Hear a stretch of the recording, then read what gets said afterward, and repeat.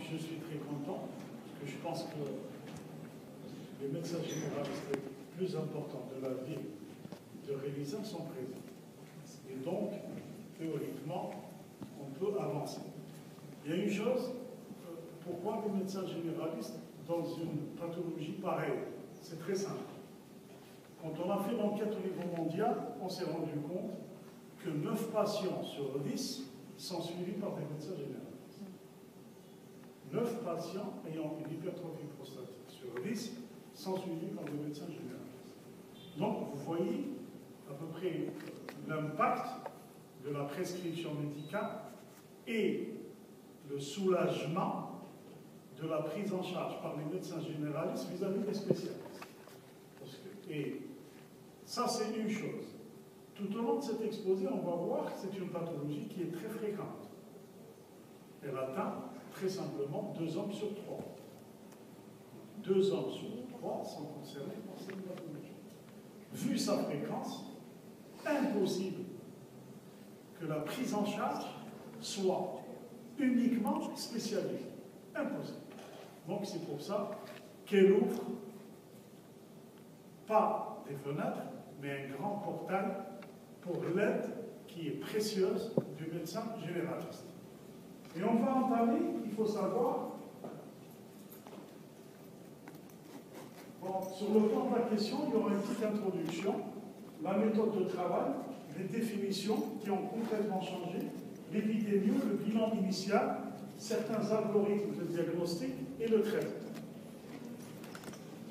Il faut savoir que l'hypertrophie bénigne de la prostate, aussi appelée hyperplasie bénigne de la prostate, et adénome classiquement de la prostate, il faut savoir que c'est une tumeur bénigne et qui surtout se développe au niveau de la partie centrale, qu'on appelle la partie crânienne de la prostate.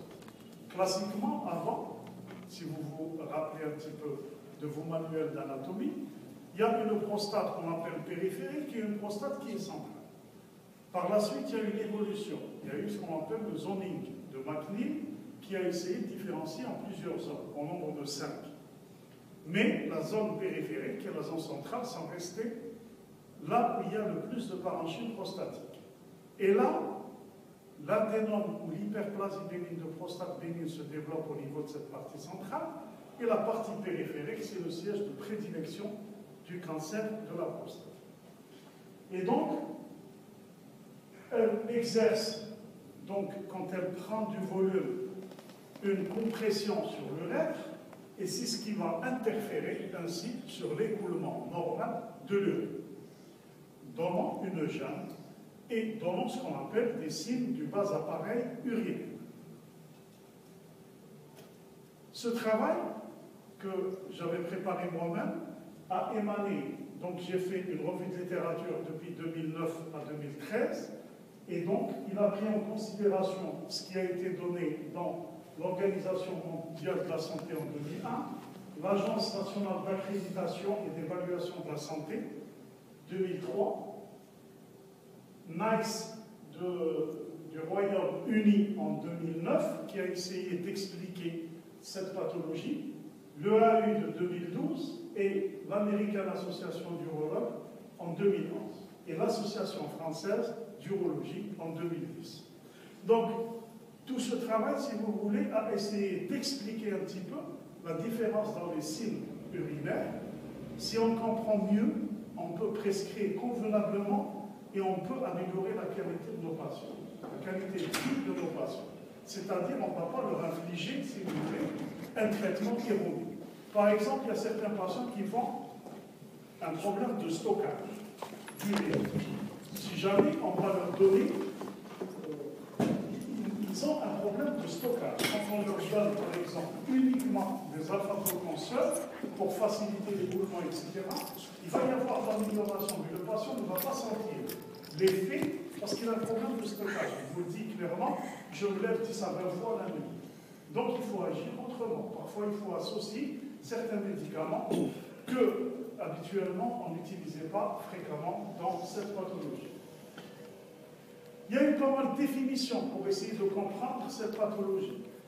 Vous avez tout d'abord, elle est l'hyperplasie est réservée à un aspect histologique, pour dire que c'est une tumeur bénigne. Elle est aussi due à une augmentation de la taille de la zone de transition. Cette zone de transition se voit à côté de la zone centrale.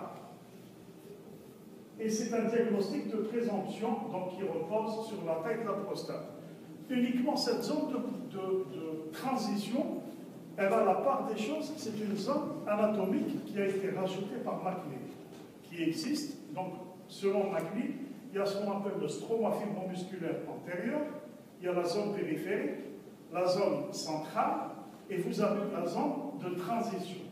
Cette zone de transition, elle peut être le siège du cancer dans 40% des cas, et elle peut être le siège de l'hyperplasie bénigne de prostate dans 60% des cas. Et cette zone, si vous voulez, ce qu'on appelle classiquement, quand elle prend du volume, c'est ce qu'on appelle le lobe médian de la prostate. L'obstruction bénigne de la prostate, donc, est utilisée, l'obstruction, et a été prouvée donc, au niveau du flux urinaire par une diminution des pressions et une augmentation du volume.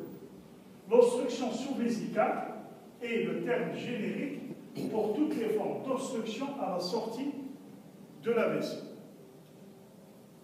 Vous avez la prostate qui est tout à fait normale, vous voyez l'urètre à ce niveau-là, la vessie et l'urètre, et quand elle prend du volume, donc elle va exercer une compression sur l'urètre. La différence entre l'histologie d'une prostate normale et d'une hyperplasie prostatique.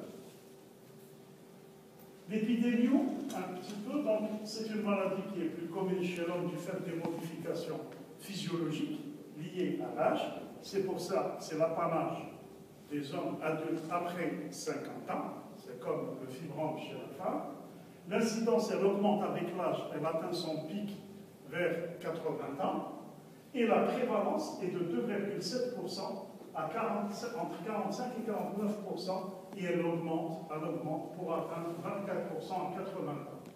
En 2009, dans le monde, il faut savoir que 2 hommes sur 3 souffrent de troubles urinaires liés à l'hypertrophie bénigne de prostate, à partir de la 50 ans. Et l'hypertrophie serait plus fréquente en cas d'obésité, c'est un facteur. Et elle n'augmente pas donc le risque du cancer, ça on l'a dit tout à l'heure. Le cancer se développe dans la zone périphérique, parfois dans la zone centrale, mais une hypertrophie bénigne de prostate ne dégénère jamais.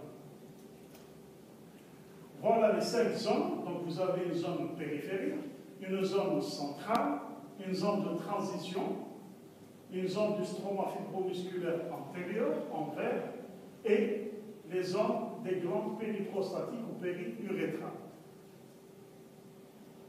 Quand elle affecte la zone de transition, elle entraîne une obstruction de l'urètre. On l'a dit, parce que la zone de transition, c'est ce qui va développer par la suite ce qu'on appelle le lobe médian. Et donc, elle est à proximité de l'urètre. Donc, facilement, elle va entraîner son obstruction.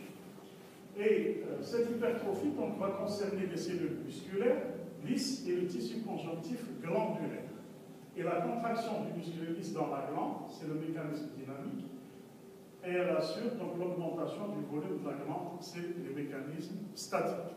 Donc tout ça, c'était des petits rappels anatomiques.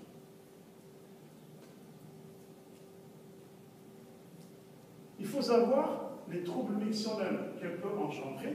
Tout d'abord, une augmentation de la fréquence des mictions. Miction de petits volumes, c'est ce qu'on appelle la polachyurie. Une diminution du volume avec augmentation de la fréquence. Des difficultés à émettre ces urines, c'est la dysurie. Une diminution de la force du jet urinaire, c'est uriner sur ses chaussures. Et voire intermittence de ce dernier, des gouttes retardataires. La nicturie, c'est ce qu'on appelle la polachyurie nocturne, actuellement. Et donc, la sensation d'avoir une vidange incomplète, et là, il l'a décrit très bien le patient. Il vous dit que j'urine, mais je n'ai pas la sensation de vider complètement le contenu de ma vessie. Et à l'extrême, on a des retentions aiguës d'urine donc à la prise d'un nouveau médicament, une anesthésie, telle que l'utilisation d'atropine, des anticholinergiques, ou une infection urinaire, ou bien une constipation, tout simplement. Et parfois même, vous l'avez constaté, même quand on demande au patient de boire énormément lors d'un examen échographique, il peut faire une retention aiguë d'urine, et ceci est dû, c'est un effet, si vous voulez, mécanique.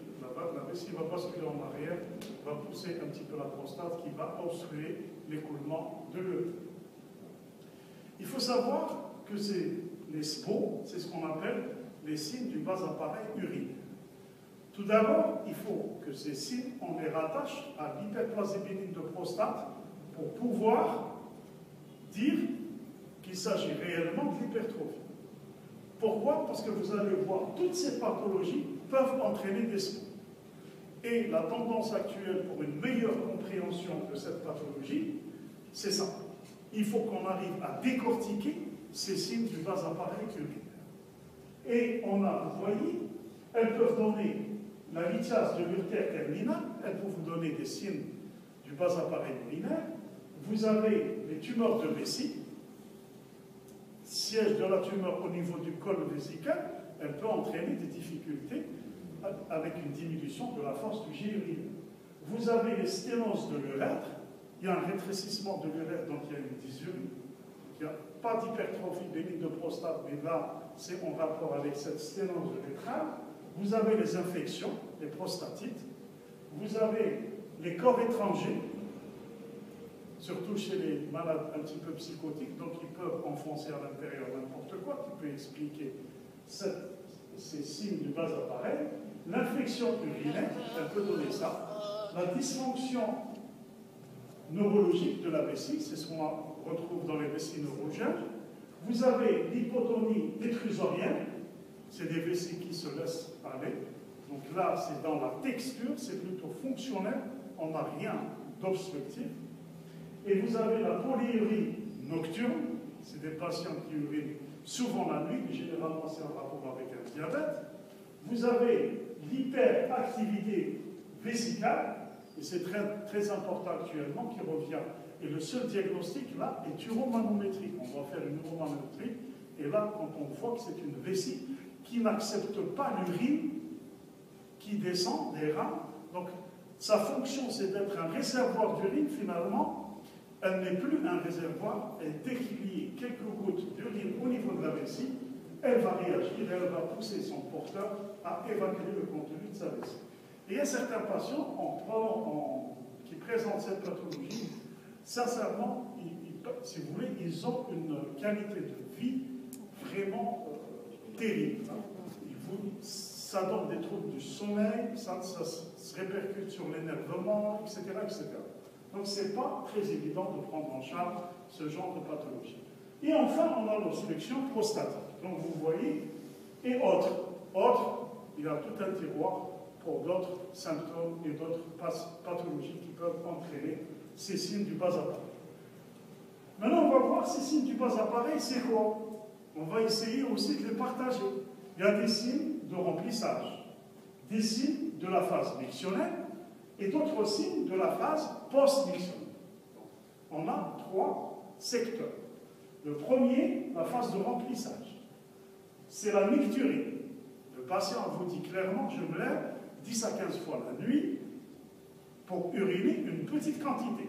Et dès que je me retourne à mon lit, j'ai encore envie d'uriner. Vous avez l'urgente urine. Je me retiens, je ne peux pas me retenir. Et parfois, si j'essaie de me retenir, je fais pipi sur moi-même. C'est-à-dire, il y a quelques gouttes qui s'échappent, je n'ai même pas le temps d'arriver aux toilettes pour évacuer le contenu de ma vessie. Donc vous voyez quand même, s'il n'est pas chez lui, s'il n'est pas... ça donne un problème au niveau de la vie de tous les jours. Et c'est ce qu'on appelle l'incontinence par urgenturie au bout. De la phase mictionnelle, c'est surtout les difficultés à démarrer la miction. Et ça se voit surtout le matin. La première miction, parce que la vessie, toute la nuit, a eu le temps d'emmagasiner les urines, et donc il y a eu un remplissage vésical, elle bascule en arrière, elle pousse la prostate, ça bloque. Et donc le début, le démarrage est très difficile. Il attend le patient 2, 3, 4, 5 minutes des fois pour qu'il puisse démarrer sa miction. Vous avez une diminution de la force du J. Là, il le constate lui-même. Vous avez une interruption du G. Vous avez des gouttes thermiques. Et les signes post-mictionnels, après la miction, donc des gouttes retardataires, et surtout un élément très important, c'est la notion de cette vidange incomplète. Il vous dit que j'urine, mais je n'arrive pas à vider complètement le contenu de ma vessie. Donc, classiquement, ils sont séparés, phase mictionnelle, phase de remplissage et phase post-mictionnelle. Donc, quand on comprend mieux les signes, on peut agir en fonction des différentes phases. Il n'est pas question de trouble urinaire qui passe appareil irritatif ou obstructif comme on le comprenait avant, mais respectivement de SBO, de remplissage, de miction et de post-mictionnel. Maintenant, dans l'évaluation, il faut qu'on arrive à évaluer ces SBO. Pour les évaluer, il y a ce qu'on appelle des scores. Et le score le plus important qui est validé et qui est en rapport avec l'hyperplasie bénigne de prostate, c'est ce qu'on appelle l'IPSS. Et cet IPSS, c'est un questionnaire où il y a 7 items et qui va donner un score. Le résultat, donc vous avez un autre, c'est l'ISP et le PPH. Mais le plus utilisé, c'est l'IPSS. Et généralement, quand vous posez la question aux différents médecins, même les urologues, rares sont ceux qui vous disent « j'utilise l'IPSS ». Parce qu'il y a un questionnaire, il y a 7 questions, et pourtant, il peut avoir une idée objective sur ce score sans perdre de temps. Parce que quand on pose la question au patient, il commence à vous raconter n'importe quoi, et c'est allé.